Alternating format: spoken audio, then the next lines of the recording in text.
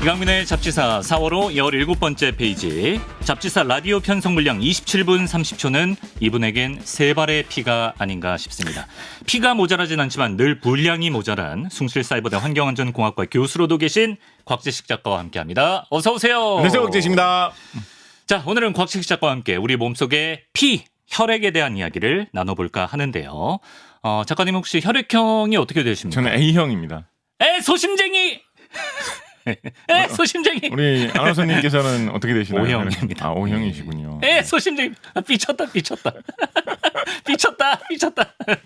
한국 사람 중에는 이제 A형이 제일 많다고 하죠. 그래요? 그래서 제가 전형적인 평균적인 그런 한국인이 되겠습니다. 미친 것 같은데. O형은 한국인 중에서는 좀 드물죠. 예. 약간 좀 특이한. 한국인이 그런 좀 혈액형. O형이 드문 편이라고 그러죠. 한국인이 O형이 좀 드물다고 하죠. 예. 예. 삐치신 거 아니죠? 미쳤나? 알겠습니다. 네. 예. MBTI 시대가 있기 전에 혈액형의 시대가 있었죠. 야, 혈액형으로 막 성격 뭐 진단하고 이런 사람들이 대충 뭐라고 있었는데. 했었죠 그때 당시에?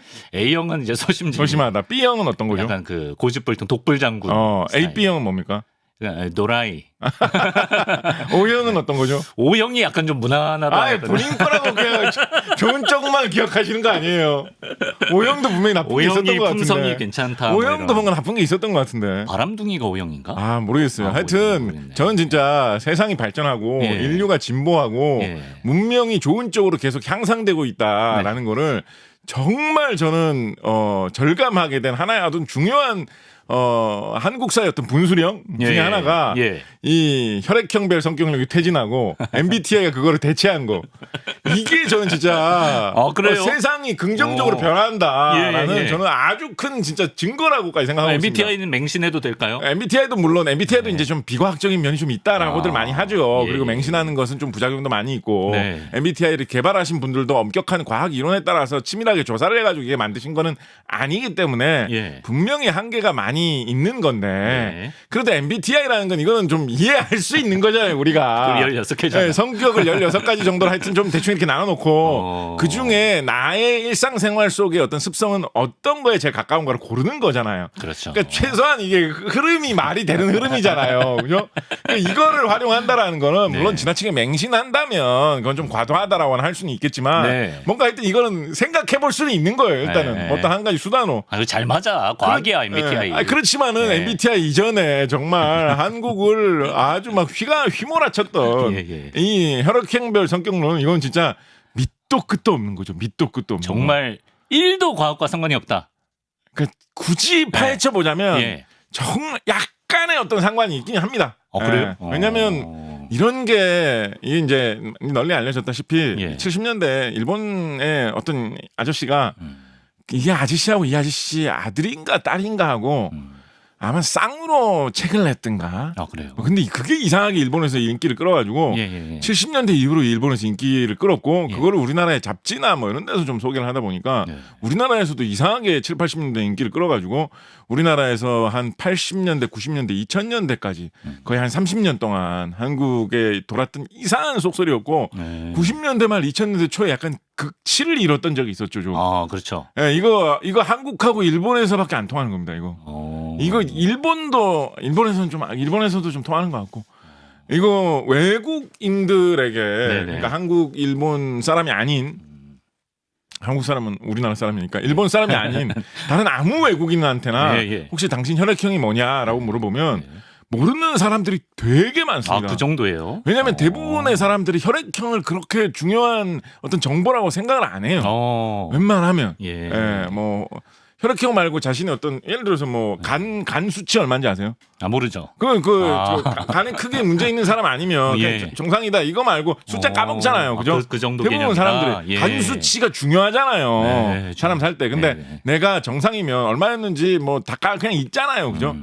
외국인들이 혈액형에 대해서 생각하는 건 그 정도 수준입니다. 내가 아주 특이한 혈액형이고 아주 희귀한 혈액형을 갖고 있다라고 하는 사람들은 이거 난 이거 희귀하니까 혹시 수혈받는 이런 일 있을 때 중요하다고 했어. 그런 분들은 이거를 인식하고 계신 분들 있지만 보통 웬만한 외국인들 혈액형 신경도 안 쓰는 사람이 태반이에요. 저기 비미터법 이후로 이런 표정 처음 보네요. 왜냐면 이게 진짜 이 미터법이 등장하기 전에 진짜 미터법과 비미터법과 진짜 쌍벽을 그 정도까지는 아니었어. 그 정도까지는 아니었지만 그 와중에도 또 급이 있네. 이게 묘한 게 뭐냐면 비미터법은 이 비미터법도 나름대로는 과거에 과학이 뒤떨어졌을 때 뭔가 해보려고 했던 시도잖아요, 그죠? 네. 그러니까 비미터법이라고 해가지고 밑도 끝도 없이 막 비과학적인 게 아닙니다. 생각을 해보면 그때 당시에 어떤 우리가 기술이 떨어져 있고 문명이 발달하지 못했던 암흑 시절에는 미터법이 아닌 걸 썼던 그런 수요가 분명히 있었겠죠. 네네. 장영실 같은 분들이 뭔가 이런 기구 제작하고 할 때는 다 뭐 치, 어쩔 수 자, 없죠. 예. 척 뭐 이런 단위를 써가지고 만들었을 거 아니에요. 네. 그러니까 과거에는 조금은 과학적인 거였어요. 비미터법도. 네. 근데 그거를 현대에도 굳이 그걸 갖고 있으면서 이게 미터법보다 뭐 더 좋다느니 이런 걸 아니까. 그런 게 아집이다. 그것 때문에 B형 비미터법은 같다. 약간 좀 분노스러운 것이고 예. ABO형 뭐 혈액형별 성격 이런 거는 이거는 진짜 밑도 끝도 없는 그래서 좀 다른 형태로 사람을 분노케 하는 그런 면이 있습니다. 많이 자, 분노하셨네. 자, 그래서 예, 이거는 뭐 이거 그냥 도입 질문이었는데 이렇게 근데 이건 우리가 한번 되새길 필요가 있어요. 그래요? 되새길 필요가 있어요. 이게 뭔가 혈액형이라는 게 조금은 과학적인 거잖아요, 사실은.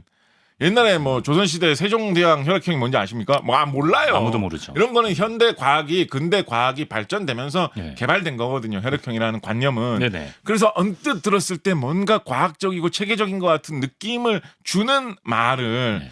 전혀 비과학적인 형태로 활용을 해가지고 사람을 현혹시키는 그래서 왠지 들으면 그거 좀 뭔가 체계적이고 맞는 것 같다라는 느낌을 불러일으키는 좀 그런 아주 좀 뭐랄까요 좀 교묘한 그런 거거든요. 그래서 이런 걸 우리가 알고 좀 조심할 필요가 있다라는 거에서 혈액형의 성격론을 좀 살펴볼 필요가 있고 이게 워낙에 일본에서 많이 유행을 하다 보니까 네.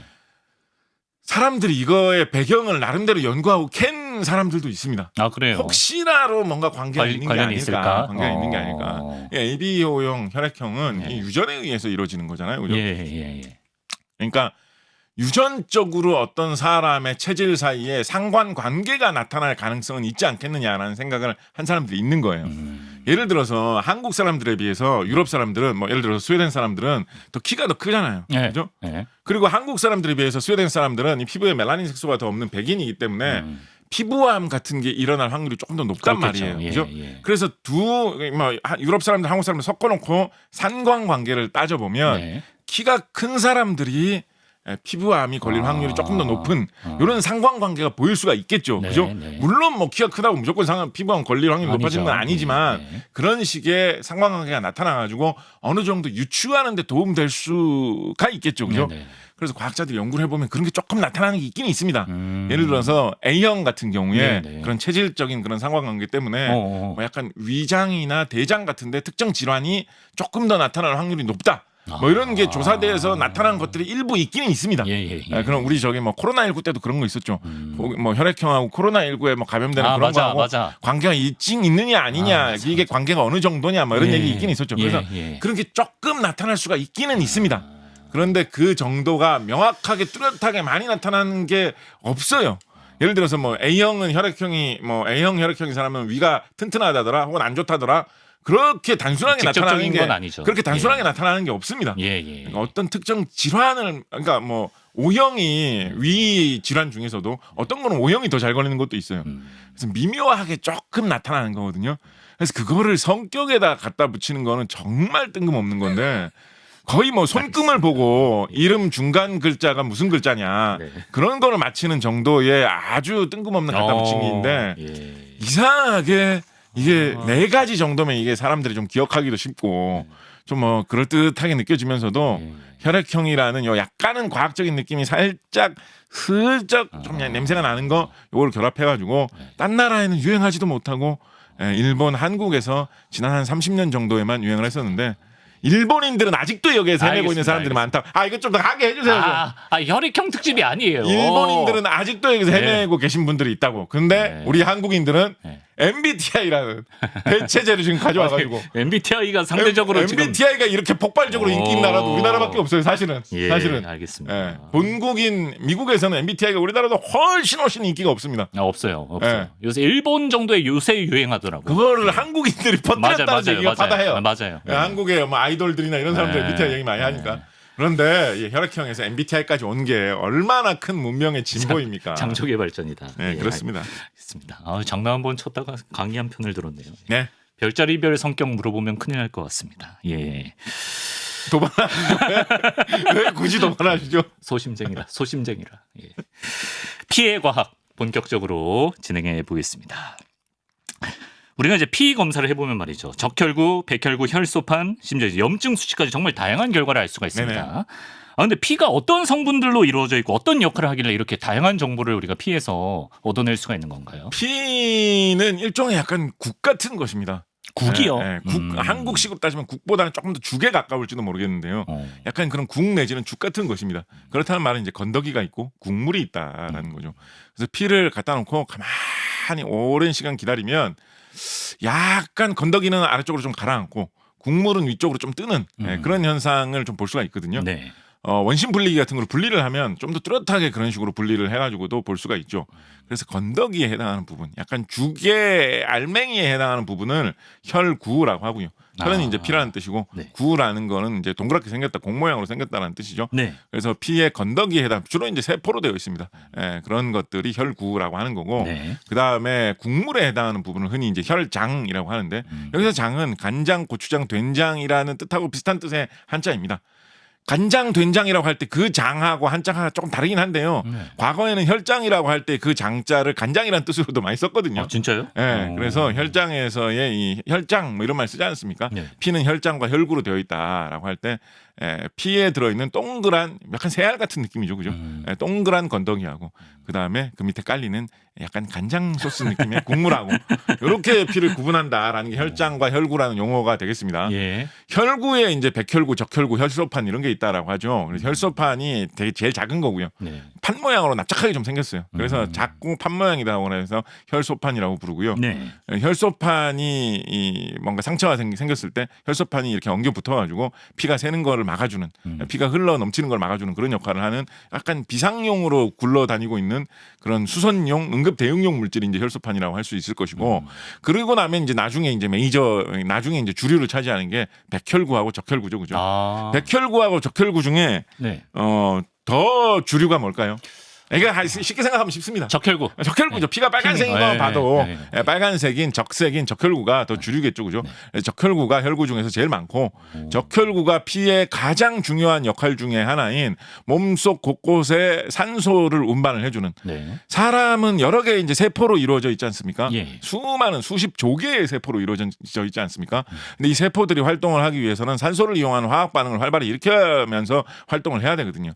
옛날에는 이런 세포들이 단세포 생물일 때는 그냥 공기 중에 널브러져 돌아다니면서 공기 중에 세포만 산소 많구나라고 하면서 그 산소를 빨아들이면서 활동을 했겠죠. 네. 혹은 물 속에서 단세포 생물들이 돌아다니면서 물에 녹아 있는 산소를 그냥 빨아먹으면서 산소 많네. 이걸로 나의 세포를 운영하자. 네. 나의 세포에 필요한 화학 반응을 다 일으키자라고 하면서 돌아다녔겠죠. 그죠? 그렇겠죠. 그런데 사람의 몸은 수십조 개의 세포로 이루어져 있다 보니까 예. 산소하고 닿는 부분의 세포도 있지만 산소하고 닿지 않는 몸속의 세포들이 훨씬 많지 않습니까? 예. 그러니까 이런 세포들도 나는 혼자서 싸돌아다닐 때는 주변에 있는 산소를 잘 접할 수 있었는데 이거 수십조 개의 친구들에게 이렇게 다 연결돼 있으니까 나는 다른 세포들 사이에 묻혀버렸네. 그러네. 나는 어디서 도대체 산소를 구해야 하나라고 할 때 적혈구가 내가 돌아다니면서 너에게 산소를 배달해 주마 라는 역할을 피 속에 적혈구가 하기 때문에 그래서 사람의 몸이 여러 개의 세포로 되어 있는 덕분에 구석구석에 산소가 닿을 수가 없는데 거기에 산소를 배달해 주는, 말하자면 세포들이 숨을 쉴 수 있게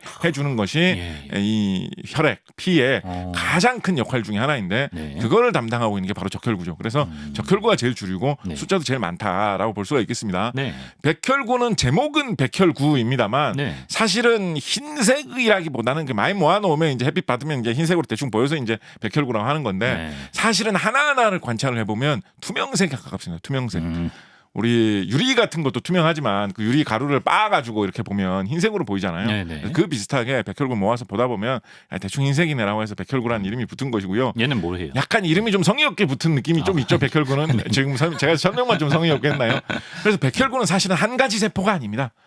백혈구는 여러 가지가 있습니다. 여러 가지가 무슨 뭐 이런 림프 어쩌고 세포 여러 가지가 있습니다. 백혈구는 여러 가지가 다 뭉뚱그려서 그냥 색깔 없는 기타 등등이 이제 백혈구다라고 보시면 보시면 되고요. 예. 백혈구는 대체로 이제 면역 반응과 관계된 활동을 하는 것들이 많다라고들 이야기를 하고 있죠. 그럼 혈액형은 이 중에서 뭐랑 연관이 있는 건가요? 이 중에서 혈액형은 역시 이제 주류인 적혈구하고 관계 있다라고 볼 수도 있고요. 네. 혈액형이 사실은 왜 중요하냐면 내 피에 남의 피를 섞었을 때 거기에서 외부에 있는 물질이 들어오게 되니까 네네. 면역 반응이 일어나는 게 혈액형을 따질 때에 우리가 보는 현상이거든요. 예. 당연히 몸에 이물질이 들어왔으니까 면역 반응이 뭐 별의별 면역 반응이 다 일어나겠죠. 그렇겠죠. 거기에서 온 여러 가지 문제점을 막기 위해서 예를 들어서 외부에서 어떤 세균이 들어왔다라고 하면 이건 내 몸에 있던 세포가 아닌데 내 몸에 있던 물질이 아니라 외부에서 들어온 물질인데 이거 제거하자. 그래서 별의별 면역 반응들이 막 일어나겠죠. 네. 마찬가지로 딴 사람의 딴 동물의 피가 들어왔다라고 하면 역시 내 몸의 일부가 아니잖아요. 그래서 그거를 제거하기 위해서 여러 가지 면역 반응들이 일어날 수 있는데 그 중에서 피 대 피끼리 일어날 때 독특하게 보이는 반응 하나를 찝어가지고 어떤 패턴이 있는지를 분석을 한 게 혈액형입니다. 그래서 주로 피의 주류인 적혈구하고 상관이 있고요. 예. 적혈구가 들어왔을 때 그거하고 면역 반응을 일으켜주는 혈장에 돌아다니는 항체하고 상관이 있습니다. 그래서 굳이 하나만 생각을 해보자면 적혈구하고 관계 있는 거다라고 보시면 되고 네. 조금 더 파고 들어가 보면 ABO식 혈액형은 네. 적혈구 겉면에 이 당단백질 그러니까 뭐그 당단백질이라는 이름도 별로 안 중요해요. 네네네. 적혈구 겉면에 돋아나 있는 재질 일부의 모양하고 상관이 있습니다. 거기서 구분이 되는 거예요. 네. 오. 그 이외의 의미가 없어요 혈액형이. 예. 그래서 뭐 저런 식으로 O형은 네. 아무것도 없네요, 겉에. 아무것도 없다라고 하기에는 사실은 뭐가 있긴 있는 거예요. 있긴 있어요. 그런데 이제 다른 그런 피가 들어와 가지고 예. 반응을 일으켜 가지고 면역 반응을 일으킬 수 있는 게 별로 없다라는 거죠. 네. 그래서 저거 모양 차이입니다. 저 모양 차이. 그렇구나. 적혈구 겉면 모양 차이라고 보시면 됩니다. ABO는 최대한 단순하게 설명을 하면. 네네. 그래서 이게 무슨 뭐 관상도 아니고 관상만 해도 그게 과학이라고 하기는 뭐 좀 거시기 한데 이게 무슨 적혈구 겉모양. 적혈구 겉모양의 재질 느낌이라고 보시면 됩니다. 그걸로 성격을 따지는 그러니까 건. 되게 이게 참 거기서부터 네, 우리가 네. MBTI까지 온 거는 진짜 한국의 그러네. 어떤 과학 문명의 큰 진보입니다. 제가 보기에는. 알겠습니다. 그 RH 마이너스 플러스 이런 것도 있잖아요. 네네. 특히 뭐 RH 마이너스는 굉장히 희귀한 그렇습니다. 혈액형이라고 하는데 이건 뭡니까? 이것도 마찬가지로 피 대 피 사이에서 일어나는 면역 반응의 종류를 요거는 두 가지로 구분할 수 있는 걸로 찾아가지고 만들어 놓은 거고요. 네. 그러니까 이거는 이런 적혈구 겉면에 당단백질 모양 네 가지로 구분하는 거 그거하고는 좀 다른 방식의 면역 반응이 오는 거를 또 패턴을 두 가지를 찾아낸 거예요. 제가 지금 기억하기로는 이 RH가 뭐였더라? 레모스였던가? 하여튼 원숭이 종류를 뜻하는 말이었어요. 그래요? 근데 원숭이 피를 가지고 실험을 하던 과학자가 네. 이거 ABO식 혈액형만 있는 게 아니라 다른 방식으로도 피 사이에서 면역 반응이 일어나는 패턴이 있네라는 거를 찾아냈기 때문에 그 앞자리 RH를 따가지고 RH 마이너스, RH 플러스라는 이름을 붙인 게 RH 마이너스, RH 플러스고요. 네. 이거 말고도 생각을 해보면 과학 기술이 발전하면 발전할수록 면역 반응이 일어나는 방식 종류가 얼마나 많이 있습니까? 네. 그죠? 그래서 이거 말고도 피와 피 사이에 일어날 수 있는 면역 반응이 여러 가지가 있습니다. 그래서 혈액형을 따지는 방법이 사실 이거 말고도 더 있어요. 세분화하면 세분화했다라기보다도 우리가 아주 면역 반응이 크지 않거나 네. 예를 들면 수혈을 할 때 그다지 결정적으로 중요하지 않기 때문에 많이 안 따지는 게 또 다른 여러 가지가 있을 뿐이지 그래요? ABO형 혈액형을 따지는 게 ABO형하고 RH 플러스 마이너스가 제일 좀 이렇게 특히 수혈을 한다라고 했을 때 네. 면역 반응이 크게 심하게 일어나거든요. 그렇기 때문에 이걸 우리가 좀 많이 보는 거고 그걸 말고도 여러 가지가 있습니다. 예. 그래서 뭐 이론상으로는 ABO형 혈액형하고 RH 플러스 마이너스 혈액형이 일치 정확하게 하는 사람들끼리 수혈을 한다고 해도 네. 운이 나쁘고 혈액 수혈을 너무 많이 하다 보면 예. 다른 뭔가 딴 면역 반응에서는 또 안 맞아가지고 이 사람에게 무리가 올 수 있거든요. 경우의 수가 많구나. 그래서 이런 수혈을 좀 많이 해줘야 되는 상황에서는 네. 병원에서는 뭐 ABO형 혈액형 말고 딴 것도 봅니다. 그래요. 딴 면역 반응의 여부도 봅니다. 그래서 촘촘하게. 혈액형을 따지는 방법. 그러니까 이거를 옛날에 성격 이거 따질 때는 사람들이 기억하기 좋으라고 네 가지만 따져가지고 했는 이것도 예. 되게 임의적인 거예요. 어떻게 보면. 예. 이거 피에 관련된 이런 질환이나 아니면 헌혈 이런 거 따지시는 분들이나 예. 뭐 수혈 뭐 혹은 뭐 피 보관 유통 이런 거 따지시는 분들은 그런 그때 당시에 혈액형의 성격이 우리나라에 이렇게 약간 전염병처럼 만연했던 그 시기에 그걸 보면서 좀 한심하게 한산하셨겠네. 한숨을 푹푹 쉬었겠죠. 예. 아니 ABO형 혈액형만 중요한 게 아니라 실제로 수혈을 해보면 이것도 중요하고 이것도 안 중요한데 예. 이게 상품화가 안 돼가지고 딴 거가 사람들은 신경도 안 쓰고 그것만 성격에 지금 갖다 붙이고 앉았구나. 알겠습니다. 그런 분들은 막 희한하게 그런 생각도 하셨겠죠. 예. 아, 내가 보기에는 이게 진짜 성격하고 좀 약간 들어맞는 패턴을 나는 더 많이 본 것 같던데. 자기만의 이론. 자기만의 그런 거를 예, 무심코 예. 가지셨다. 이제 좀 그만하도록 하겠습니다. 예, 노여움을 이제 푸세요. 제가 네네. 잘못했습니다. 네. 네. A형 아니랄까. 질문이 들어왔는데요, 작가님. 네. 뭐 예전에 이제 어렸을 때 혈액형을 잘못 알았다가 성인 돼서 다른 혈액형인 걸 뭐 아는 사례는 있었지만 네. 그런 거 말고 네. 혈액형이 실제로 뭐 중간에 바뀔 수도 있습니까? 그러기는 굉장히 어렵고요. 혈액형이 완전 바뀌기는 굉장히 어렵고 예. 실험이 좀 잘 안 될 때가 많이 있습니다. 이거 이제 면역 반응이 얼마나 나는지를 봐가지고 하는 거기 때문에 네. 그러니까 이것도 따지고 보면 그런 거 있잖아요. 무슨 뭐 어릴 때는 뭐 면역 반응, 우리 코로나19 때 그런 거 많이 있었죠. 어릴 때는 면역 반응이 많이 활성화 안 되기 때문에 오히려 생소한 바이러스가 들어왔을 때 코로나19가 금방 쉽게 지나간다, 덜 앓는다, 뭐 이런 류의 이야기 많이 맞아요. 있었잖아요. 사람의 체질이나 어릴 때나 나이가 들었느냐에 따라서 이 면역 반응의 정도가 달라질 수 있거든요. 네. 그래서 그런 것 때문에 어릴 때 실험 좀 안 될 수가 있습니다. 그럼 실험 좀 안 되면 뭔가 딴 걸로 착각할 수 있겠죠. 네. 그래서 나중에 어른 때 확인을 해보니까 나는 어릴 때는 뭐 B형인 줄 알았는데 알고 보니까 A형이네. 네. 뭐 그런 식의 일이 있을 수가 있는데 네. 그거는 혈액형이 바뀌었다기보다도 어렸을 때 했던 실험에서는 실험이 좀 분명히 잘 안 됐다. 예. 그래서 좀 다른 결과로 잘못 알고 있었다. 일 가능성이 훨씬 더 높다라고 볼 수 있을 것 같습니다. 예. 아까 뭐 원숭이 피 말씀도 하셨지만 동물도 그럼 혈액형이 다 있나 보네요. 네, 동물도 혈액형이 많이 있습니다. 예를 들어서 돼지 같은 경우에는 보통 혈액형을 15가지로 구분한다라고 하고요. 네.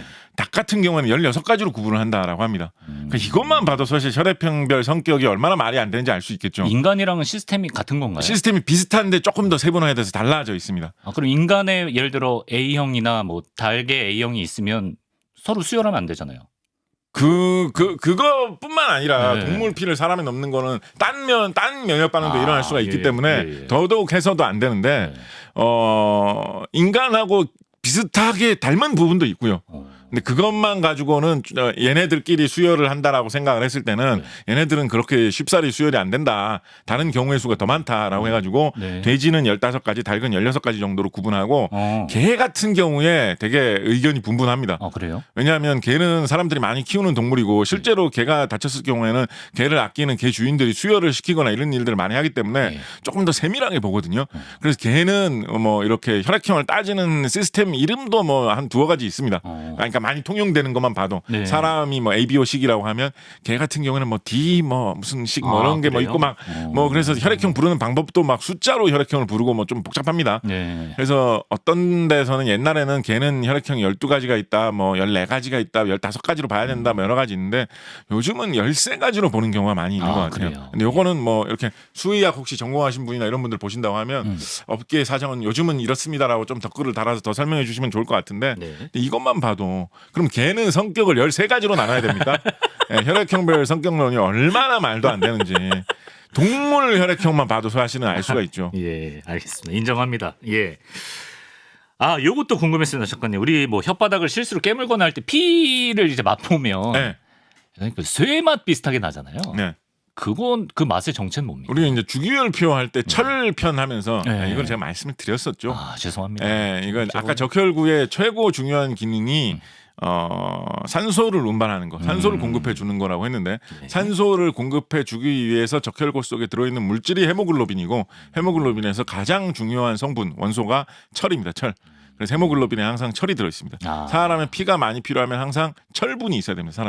사람이 철분이 부족하다, 어디에 철분이 많이 들어있어도 좋다, 뭐 이런 얘기 많이 하죠. 그죠? 철분이 사람에게 도대체 어디에 그렇게 필요할까요? 야, 니는 뭐 심장이 쇠로 돼 있냐? 뭐 심장이 철로 돼 있나요? 예. 한 10% 정도는 그럴듯하다라고 할 수가 있겠죠. 왜냐하면 심장은 뭐 별 철로 안 돼 있지만 심장이 몸속에 펌프질해주는 이 피, 그중에서도 적혈구 속에 있는 핵심 성분인 헤모글로빈을 만들기 위해서 철분이 꼭 필요하기 때문입니다. 네. 그렇기 때문에 사람이 그러니까 정확하게 말하면 피에서 쇠맛이 나는 게 아니라 쇠에서 피맛이 나는 거예요, 사실은. 쇠에서 피 맛이 난다? 네. 사람이 처음으로 진화해가지고 등장했을 때를 생각을 해보세요. 호모사피엔스까지 안 가도 그보다 훨씬 더 조상인 이상한 무슨 오스트랄로피테쿠스 비슷하게 생긴 그런 약간 뭐야 저게 원숭이야 고릴라야 사람의 조상이야 뭔지 구분도 안 될 그런 이상한 우리의 조상 짐승이 있었다고 생각해보세요. 이 사람들이 피맛을 먼저 받겠어요? 철맛을 먼저 받겠어요? 피맛이요. 그 시절에 철이 있었겠습니까? 그 시절에 그 시절에 포스코 가면 철 구할 수 있었겠어요? 선우가 먼저가 네. 피가 먼저다. 그래서 피 맛을 먼저 느꼈을 거라고 사람들이. 일리 그래서 있네. 이게 피 맛이구나. 예. 이게 약간 빈혈 날 때 먹어야 되는 맛이구나. 그거 맛을 사실 먼저 느꼈을 거라고요. 네. 나중에 인류의 문명이 발전해가지고 철기 시대가 도래해가지고 철로 된 숟가락, 젓가락, 뭐 칼 이런 거를 만들게 되다 보니까 네네. 나중에 철로 된 숟가락을 입에 댔을 때 이건 이 맛은 피맛하고 비슷하네. 아, 그러네요. 근데 이제 문명이 많이 발달해가지고 사람들이 다 음식을 이제 삶아 먹고 끓여 먹고 구워 먹고 하다 보니까 피 맛을 느낄 기회가 조금 없어졌죠. 그래서 이제는 오히려 피 맛을 느꼈을 때 그거를 쇠맛하고 비슷하다라고 느끼게 된다면 이건 사실은 어떻게 보면 불을 많이 사용한 음식만 먹는 어떻게 보면 문명의 맛이다. 아. 문명의 감각이다라고 할 수도 있겠죠. 기가 막히네. 문명의 맛이다. 아, 색깔 얘기도 해보겠습니다. 피가 빨간 거는 제가 알기로 헤모글로빈 때문에. 그렇습니다. 예, 예. 그렇죠. 예, 그러면 피가 빨갛지 않은 동물들도 있다고 들었는데. 아무렴요. 그건 왜 사람의 그런 피 거예요? 속에는 이 철이 들어있는 헤모글로빈이 산소를 운반해주는 역할을 하기 때문에 그 색깔이 빨간 빛으로 나는 거고요. 전 지구상의 모든 동물이 다 똑같은 물질만 이용해서 몸속에 있는 산소를 공급해 주는 거는 아니지 않겠습니까? 예, 그렇죠. 근데 이제 이거 왜 또 탄식하셔? 진짜 왜 또 괴로워하셔? 이런 게 너무 재밌어. 이게 어떤 너무 게, 재밌어. 어떤 게? 이런 게 저는 진짜 너무 신기해요. 들어봅시다 한번. 지구상 그러니까 아까 그런 식으로 쓰기 이야기를 했지만 사실은 지구상에 있는 모든 생물들이 다 공통으로 사용하는 물질들도 뭐 여러 가지가 있어요. 생각을 사실 잘 보면 예를 들면 DNA 같은 거. 지구상에 있는 모든 물질이 다 유전을 위해서는 DNA라는 한 가지라는 물질만 쓰는 걸로 통일돼 있습니다. 예외 없이. 네, 단백질 종류 같은 것들도 다 단백질의 기본 원료가 되는 아미노산을 사용하는 방식이 지구상에 있는 모든 생물이 다 공통이에요. 네. 하잘 것 없는 세균이든 식물이든 동물이든 사람이든 다 공통이에요. 예. 그래서 이렇게 공통으로 쓰는 물질들도 사실은 있어요. 네. 꽤나 많이 있어요, 생물들이. 예. 근데 피를 전달해 주기, 그러니까 산소를 전달해 주기 위해서 쓰는 물질은 네. 생물마다 조금씩 다릅니다. 네. 예를 들어서 사람은 철을 이용하는 헤모글로빈을 사용하지만 수상 생물 중에서는 구리를 이용하는 헤모시아닌을 이용하는 생물들도 꽤 많이 있죠. 헤모시아닌. 네, 헤모시아닌 같은 경우에는 초록빛이나 파란색 빛깔의 이런 색이 나는 그런 경우가 많이 있습니다. 예. 그래서 뭘 생각해 보시면 좀 쉬우시냐면 네.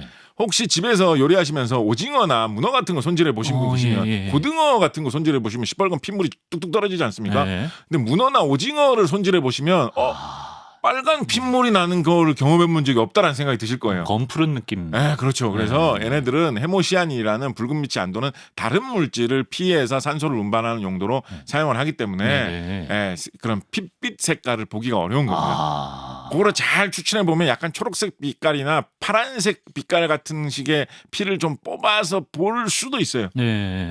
그래서 생물마다 이런 거는 성질이 다르고 다르기 때문에. 진짜 이상한 걸로는 뭐가 있냐면 네. 아까 헤모글로빈이든 헤모시아닌이든 사실 이렇게 그거 갖다 대면 안 될 것 같고 네. 헤모글로빈하고 네. 식물에 있는 어떤 물질하고 그 원자들이 이 배열되어 있는 구조를 보면 네. 되게 비슷하게 생긴 게 하나가 있거든요. 식물 속에는. 식물이에요? 식물 속에는. 식물은 참고로 피가 없잖아요. 그러니까. 오. 그래서 피는 아니에요. 그건 뭐 산소를 공급해주는 그런 용도는 아닐 거라고 식물은 예. 보통. 식물은 그거하고는 다른 건데 희한하게 원자의 배치가 비슷하게 돼 있는 게 있습니다. 식물은 왜 식물 쓰는 몸속에. 거지, 참고로 그러면? 식물은 철을 안 사용하고 철 대신에 마그네슘을 사용하면서 비슷한 그런 게 있거든요. 네. 식물은 너무 신기해 이거 보면. 식물이 네. 사람의 피의 주재료인 헤모글로빈하고 비슷하게 생겼는데 철 대신에 마그네슘을 사용하고 있는 물질로서 식물이 품고 있는 게 뭔지 아십니까?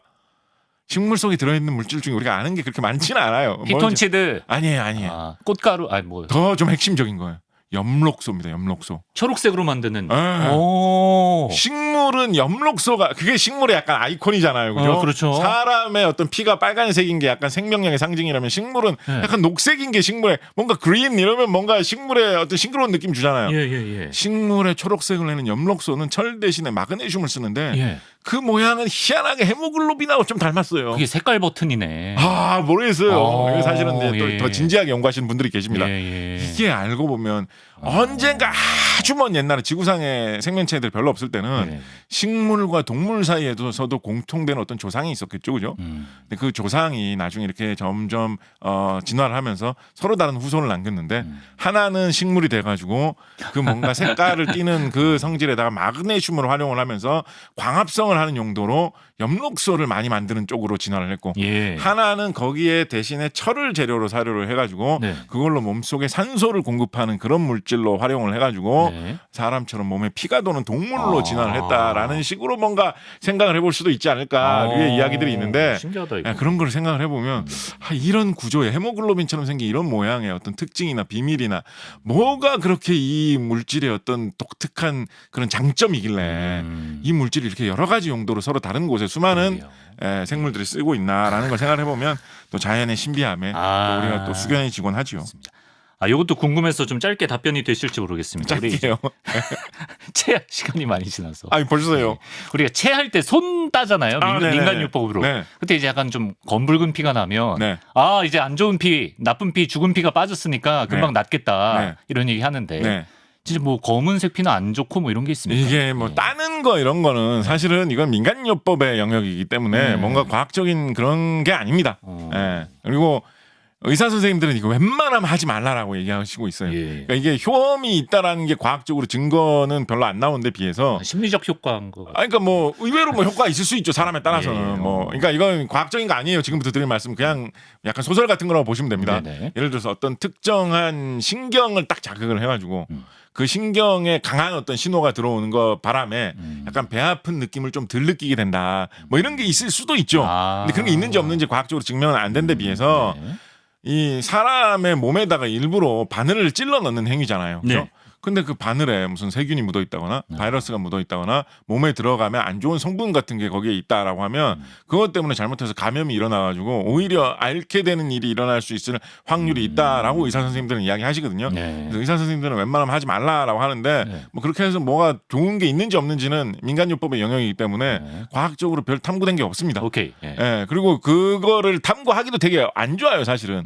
이게 뭐 이렇게 따는 거 좋아하시는 분들은 이게 급체했을 때 땀은 효과가 좋다라고 얘기하는데 급체한 게 보통 한 몇 시간 지나면 낫잖아요. 그죠? 그러니까 이걸 연구하려고 해도 전국에서 지금 급체한 시간 있으면 저한테 빨리 연락하죠. 제가 연구하려고 합니다. 라고 했을 때 가다 보면 뭐 무슨 대학교에 근무하시는 누구십니까? 내려가죠. 가다 보면 내려가.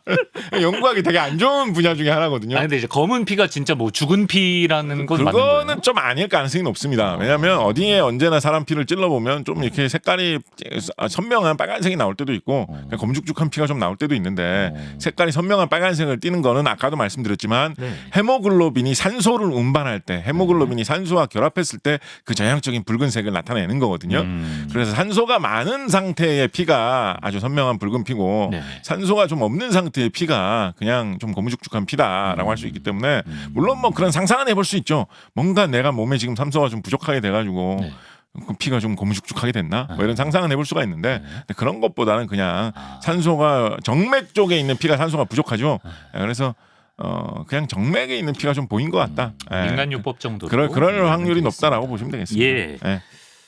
보통 이제 성인의 혈액 양은 얼마나 되는지 궁금하고요. 거기서 이제 피가 얼마나 많이 빠져나가면 사람 목숨이 위태로울 정도로 위험한 건지. 보통 성인의 피의 양 한 5리터 정도 되지 않느냐 보고 있습니다. 체중에 따라서 피의 양을 많이 보거든요. 왜냐하면 몸이 뭐 예를 들어서 내가 살이 쪄가지고 몸이 등치가 불어났는데 거기는 산소를 공급하지 않겠다. 이럴 수는 없잖아요. 살은 다 산소가 있어야 세포들이 살아남을 수 있지 않겠습니까? 그래서 체중이 불면 자연스럽게 혈액 양도 불어날 수밖에 없습니다. 5리터면 생각보다 적은데요? 아닌가? 많다면 많죠. 그런가? 뭐 예를 들어서 내 몸무게가 한 6, 70kg 된다라고 하면 한 10분의 1이 피무게 아닙니까? 그럼 뭐 그러니까 적다면 적을 수도 있습니다. 몸의 70%가 물이잖아요. 적다면 적고 많다면 많은 뭐 그 정도의 양입니다. 그래서 예전에 이거 좀 쓸데없는 이야기인데 이런 걸로 시간 소진해도 되나? 제가 예전에 무슨 책 쓰면서 책에 그런 좀 웃긴 이야기를 하나 썼어야 돼가지고 제가 그걸 한번 계산해 본 적이 있습니다. 흡혈귀, 드라큘라 뭐 이런 거 있지 않습니까? 얘네들은 이제 피를 빨아먹으면서 살잖아요. 얘네들이 도대체 몸에 필요한 열량, 칼로리를 정말 피만 먹어가지고 확보를 하려면 몇 사람이나 도대체 이거를 공격해야 되나? 궁금하긴 하다. 한번 계산해 본 적이 있거든요. 근데 피를 그러니까 걔네도 약간 인간 성인 정도라고 봤을 때. 봤을 때. 오케이. 근데 피를 음식으로 먹었을 때 열량이 얼마나 되냐, 이게 살찌는 음식이냐 살 안 찌는 음식이냐 이런 거를 분석해 놓은 자료가 별로 없더라고요. 그래서 고민하다가 예. 어떤 그 영양학 박과사전 같은 걸 하나 찾아보니까 선지가 열량이 얼마나인지 분석을 해놓은 자료가 있더라고요. 네네. 예, 선지는 물론 뭐 사람의 혈액은 아니고 소의 혈액으로 만드는 겁니다만 네. 그래도 열량이 비슷하지 않겠느냐를 가지고 추측을 해가지고 쭉 계산을 해보니까 네. 흡혈귀는 일반 성인 남자 정도로 네. 생활하기 위한 그 영양소를 흡수를 해야 된다라고 가정했을 때 네. 매일 한 7명씩 사람을 공격해야 된다라는 그런 결론이 나오더라고요. 연쇄네요. 그래서 이거는 세상에 있을 수는 없는 생명체가 아니겠는가. 아, 그렇죠. 라는 있어서는 안 되는. 결론을 내리게 되었습니다. 예, 감사합니다. 그리고 아까 질문하신 것 중에 네. 그래서 그 중에서 한 2리터 정도를 손실을 하게 되면 5리터라고 보면 한 40%. 30-40% 정도로 손실을 하게 되면 사망을 한다라고 하는데요. 네. 보통 그 전에 몸에 어디 한 군데가 고장을 일으키기 시작하기 때문에 보통은 그거보다 더 적은 양을 손실했을 때부터 위험해지기 시작합니다. 네. 그래서 상당히 많은 출혈이 있다라고 하면 되게 조심해야 됩니다. 특히 몸의 신체가 잘 발달되지 않은 어린이 같은 경우에는 더 적은 양의 출혈만 있어도 위험할 수도 있거든요. 그래서 우리가 수혈을 위한 헌혈을 해주는 거 이런 거는 정말 남의 생명을 구할 수 있는 아주 고귀한 행동이기 때문에 우리가 그냥 심심해서 한 번씩 해볼 수 있는 그런 행동 중에 사람의 생명을 구할 수 있다라고 이렇게 뿌듯하게 누군가의 생명의 은인이 될 수 있는 뿌듯한 기회라는 게 잘 없잖아요. 헌혈만한 게 많이 없어요. 인생에 그런 게 잘 없잖아요, 네, 그죠? 맞아요. 근데 현대 사회에서는 현혈이라는 이런 기술이 개발이 돼가지고 누구나 내가 피를 이렇게 기부를 하면 그게 누군가의 생명을 돕는 용도로 반드시 돌아가지고 사용되게 되거든요. 헌혈이라는 게 참 좋은 것이고. 맞습니다. 옛날에는 헌혈이라는 걸 할래야 할 수가 없었어요. 한 100년 전으로만 거슬러 올라가도 기술이 없어가지고 헌혈이라는 걸 할래야 할 수가 없었어요. 수혈이라는 게 처음 개발됐을 때만 해도 그때는 수혈이 필요하면 건강한 사람을 한 사람을 섭외를 해가지고 수술하는 사람 옆에서 바로 그냥 피를 넣어줬습니다. 제일 건강해 보이는 사람. 혈액형 일치하는 사람은 어떻게든지 빨리 섭외를 해가지고 야 너 건강하냐? 너 괜찮을 것 같아? 그럼 너 지금 피 좀 공급해. 그 자리에서 바로 하는 그런 거밖에 없었거든요. 수혈 기술이 개발되고 나서도 한동안. 그런데 지금은 이렇게 혈액을 뽑아가지고 그거를 잘 보관을 하면서 필요한 데다가 딱 갖다 줄 수 있는 그런 체계가 잘 완성이 돼 있기 때문에 이게 현대의 우리들이 지금 21세기라는 좋은 시대를 만났기 때문에 할 수 있는 아주 좋은 보람찬 그런 선행입니다. 그래서 이 좋은 시대를 만난 거를 많이 활용을 하셔가지고 헌혈 같은 거 이런 거 기회가 되시면 하신다면 좋지 않을까 좀 말씀을 드려봅니다. 혈액형 성격으로 장난은 쳤지만 또 헌혈은 또 많이 했습니다. 아 그렇군요. 좀 이렇게 상쇄시켜 주시죠. 네. 저도 예전에 다니던 직장 근처에 헌혈하는 곳이 있어가지고 그때는 참 헌혈을 많이 했었는데. 저 기관 차면 가고 포도주스 마시고 막 그랬습니다. 네네. 하나만 더 하셔야 될 것 같은데요. 하나만 더. 그냥 뭐 원하시는 주제가 있으신지 아니면 저는 그 인공 혈액도 궁금한데. 그걸로 하나만 더 할까요? 인공 장기 같은 건 있잖아요. 네네. 혈액도 우리가 피가 이제 부족한 분들이 많이 계신데 인공 혈액을 만들 수는 없습니까? 쉽지 않습니다. 혈액의 이제 모든 기능을 다 하기 위해서는 아까 혈액이 혈장하고 혈구로 이루어져 있다라고 말씀드렸는데 혈구 같은 경우에는 여러 개의 세포를 다 확보를 해야 되지 않습니까? 그러니까 세포라는 게 또 얼마나 작고 만들기 어려워요. 그죠? 그래서 혈구, 적혈구, 백혈구 이런 거를 종류별로 다 세포 하나하나씩을 어디서 만들어가지고 적당한 양으로 잘 배합을 해가지고 그걸 어떻게 국물처럼 만들어가지고 뭐 어떻게 사용한다? 이런 게 굉장히 어렵죠. 인공 무슨 다른 장기 같으면 그냥 플라스틱이나 쇳덩어리로 사람의 세포 하나하나하고 기능은 똑같지 않지만 그 기능을 할 수 있는 어떤 그런 기계 부품을 만들어가지고 집어넣으면 사람의 세포로 만든 건 아니지만 동작은 똑같이 한다라고 해서 인공 장기를 사용할 수가 있는데 이 혈액 같은 경우에는 세포 하나하나가 적혈구, 백혈구, 세포 하나하나가 각자 역할을 하는 것이기 때문에 적혈구, 백혈구 조그마한 세포 하나하나를 인공적으로 만들어서 그걸 한두 개 만드는 것도 아니고 막 뭐 조 단위로 만들어야 되잖아요. 한다는 게 어려워가지고 굉장히 쉽지가 않습니다. 불가능 정도인가? 그래서 대안으로 좀 대충 어떤 거를 해보려고 하는 사람들이 있냐면 일단 다 만드는 건 포기. 무슨 뭐 이런 혈장의 기능, 뭐 백혈구 여러 종류 있다고 했잖아요. 그런 기능 다 대체할 수 있는 거 만드는 건 포기. 알짜배기만. 그렇지만 제일 중요한 적혈구의 기능만 대체하는 걸 한번 만들어보자라고 해가지고 적혈구의 제일 중요한 기능이 산소 운반 기능이라고 말씀드렸잖아요. 그래서 산소가 사람 숨 쉴 때 폐에 들어가 가지고 우리가 들이쉬는 산소를 적혈구가 받아 가지고 가거든요. 예. 그래서 폐에서 산소하고 좀 붙을 수 있고 예. 몸속에 모세혈관 여기저기에 가게 되면 그 붙어 있던 산소가 저절로 이렇게 쓱 떨어져 나오는 정도의 어떤 물질 네. 같은 거를 대충 만들면 적혈구하고 비슷한 그런 작용을 하지 않겠느냐라는 정도의 아이디어에 도전하는 사람들은 과거로부터 많이 있었습니다. 예. 실패도 많이 했어요. 그러니까 약간 어떤 느낌이라고 보시면 되냐면 개구리가 파리를 되게 잘 잡아먹잖아요. 잘 잡아먹죠. 그래서 우리 집에 파리가 많은데 파리를 잡기 위해서 나는 개구리를 한 마리 기른다 이런 사람이 있을 수 있겠죠. 있죠, 그죠? 있죠. 예. 갈로 하자까. 갈로 하자. 예. 근데 개구리는 파리 잡아먹으면 좀 약간 아니요, 불쌍하게 실제로 여기지 개구리도 않을까요? 키우고. 아 그러시구나. 예. 뭐 파리는 얼마든지 있다 약간 이런 느낌이신가 보죠. 예. 예. 그렇게 할 수 있잖아요. 그죠? 네. 근데 어떤 집에서 우리 집에도 파리가 많은데 나는 개구리는 없다. 근데 개구리를 인공 개구리를 만들어 볼까?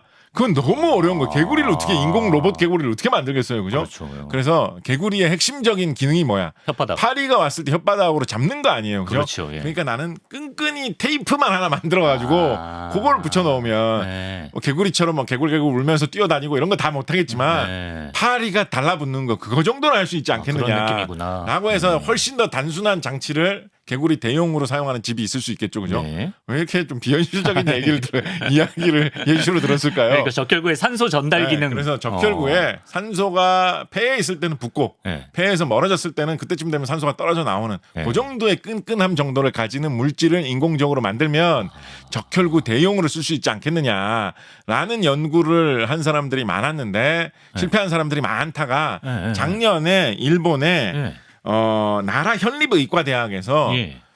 누구더라? 사카이 박사님인가 하시는 분이 예. 요게 비교적 좀 성공적인 걸 하나를 만드셨어요.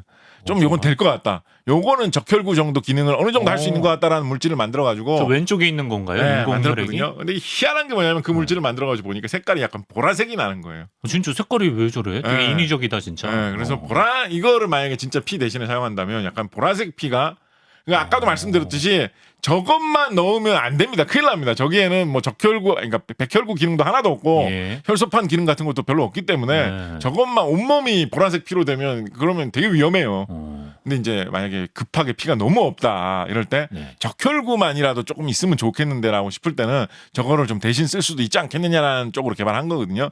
물질을 만들어 놓고 보니까 보라색이 감돌게 됐다. 저걸 몸에 넣으면 저 안에 있는 적혈구 대용 애들이 이제 활동을 한다는 거예요. 적혈구 역할을 어느 정도 해준다라는 거죠. 그거는 좀 유의미한 성과가 있어요. 지금 뭐 이 정도면 이게 사람한테 실험을 해도 될 만하지 않겠느냐라는 정도의 희망을 가지고 지금 연구를 하고 있으니까 네. 언젠가는 제품화돼서 나올 가능성도 조금은 생각해 볼 수 있는 그런 연구가 예전에 이제 강수지 선생님 노래 중에 보랏빛 향기라는 게 있었죠. 예, 예. 그래서 강수지는 보랏빛 향기, 예. 일본의 나라 현리의과대학에서는 보랏빛 혈액이다. 이렇게 이야기해 볼 수가 있겠죠. 뭐 왜 얘기했죠? 그 얘기 별로 할 필요 없는 이야기였던 것 같은데. 하고 보니까 약간 좀 약간 무의미했습니다만. 예. 네, 하여튼 뭐 그렇게 기억은 하시기는 좀 좋지 않겠느냐. 그러네요. 예. 말씀드려 봅니다. 자, 이렇게 오늘은 피, 혈액에 대한 궁금증을 또 재미나게 풀어봤습니다. 곽재식 작가님과 함께했습니다. 작가님 말씀 고맙습니다. 감사합니다.